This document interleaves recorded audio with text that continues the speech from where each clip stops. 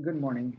My name is Kevin Moreno, and I'll be presenting on the 10 hallmarks of cancer with a target audience of high school students or early in their high school career, like ninth or 10th grade.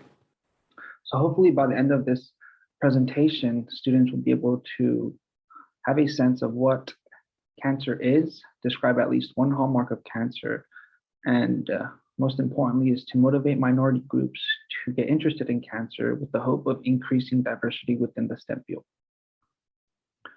Now, the first two hallmarks I'd like to discuss is immune destruction and resisting cell death. And as you can see here, Tom represents the immune system, more specifically killer T cells, which are immune cells used to destroy rogue cells like cancer. Now, as we all know, Tom never seems to catch Jerry, and this is similar to how cancer evades the immune system. Now, secondly, we have resisting cell death. And as you can see the depiction here, we have Jerry trying to kill himself by throwing a sword. Now, believe it or not, there's a mechanism within the cell that is called apoptosis, and this mechanism is used for a cell to destroy itself. You might be asking why and how is that beneficial to the cell? And as you could probably guess, is that if this mechanism was 100% effective in cancer, then cancer wouldn't really be a problem because apoptosis would have gotten rid of cancer cells. Now, the next hallmark is evading growth suppressors. Now, to understand this hallmark, we have to talk about the cell cycle. Now, the cell cycle is composed of various phases and checkpoints, and the cell must go through all of these phases and checkpoints in order to replicate. Now, these checkpoints, you can see that there's this protein called P53, and the job of P53 is to determine if this cell has specific requirements met in order for it to continue into the S phase. And if it doesn't, the cell will be arrested and there will be no replication. But in cancer, this P53 could have a mutation which renders it unfunctional. And when this happens, this cell doesn't need the specific requirements and can enter the S phase and continue on to replication as freely as it likes. But to note is that cells cannot replicate indefinitely, which I'll cover in my next slide. So the next hallmarks are genome instability, mutation, and enabling replicative immortality. Now, as we all know, cells in our body have DNA in the form of chromosomes, and these chromosomes are folded in very specific ways that influence gene products being expressed. Now, if you can see here, this is a factory of a properly folded chromosome, and this factory expresses genes shown here in a very ordered fashion. But in cancer, there could be a mutation which leads to genome instability and unfolding of the DNA. And when this happens, as you can see here, there's genes that shouldn't be expressed and genes that are upregulated that should not be upregulated.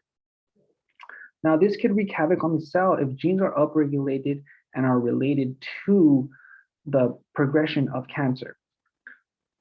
As I mentioned in the previous slide, chromosomes cannot replicate indefinitely. After each replication cycle, the chromosomes degrade. Luckily, we have telomeres at the ends that protect the genes from degradation, but even those get degraded over time. And eventually, if the cell keeps replicating, it would lead to cell death. Now, as I mentioned, if an enzyme called telomerase is upregulated, telomerase could replenish the ends of the DNA and keep the genes consistently protected. And this is what we call enabling replicative immortality. The next three hallmarks of cancer are deregulating cellular energetics, activation of metastasis and invasion, and sustained proliferative signaling. Now, these cells here represent cancerous cells within a tumor, and a tumor is characterized to be in a hypoxic environment. So what does that mean? That's just a fancy way of saying low oxygen levels. And when there's low oxygen levels in cells, an important transcription factor called HIF1 alpha is being released. And HIF1 alpha increases glycolysis and proliferative factors. Now, what does that mean? So imagine that these beads are glucose and cancerous cells are these hungry hippos. And if we give these hungry hippos HIF1 alpha, they start eating glucose and metabolizing it nonstop. This is similar to how cancer cells work. They need glucose metabolism for a primary source of energy and for intermediates for replication. Now, the next hallmark of cancer is metastasis. And in order to explain metastasis better, we have to know something about this protein here.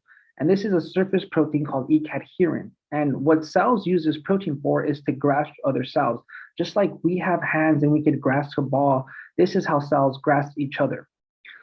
Now, a characteristic of cancer is that this E-cadherin is downregulated. So cells are more easily dissociating from the tumor and they are spreading to other parts of the body, which we call metastasis. And if they spread and colonize other areas, they can form secondary tumors in which they wreak havoc. Now, the final hallmarks of cancer are tumor promoting inflammation and inducing angiogenesis. So if we look at the depiction above, we see a well-balanced diet. And as we all know, we need a well-balanced diet for a healthy body. Now, a cell needs input signals and can output signals itself. And similar to a well-balanced diet, a well-balanced signaling leads to a functional and happy cell. But once these signaling becomes dysregulated, the cell can become unhappy and start releasing inflammatory molecules.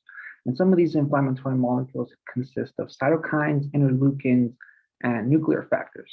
And one of the most important molecules that it induces the release of is VEGFR.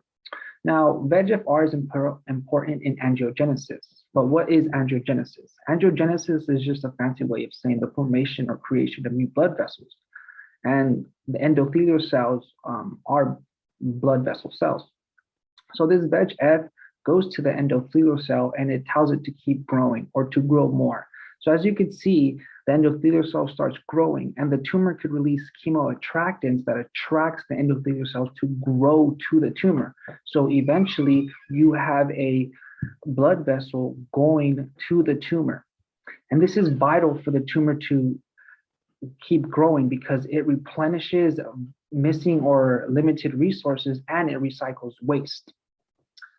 That was the end of my presentation, and I hope you enjoyed the 10 hallmarks of cancer and you are encouraged to research cancer in the future.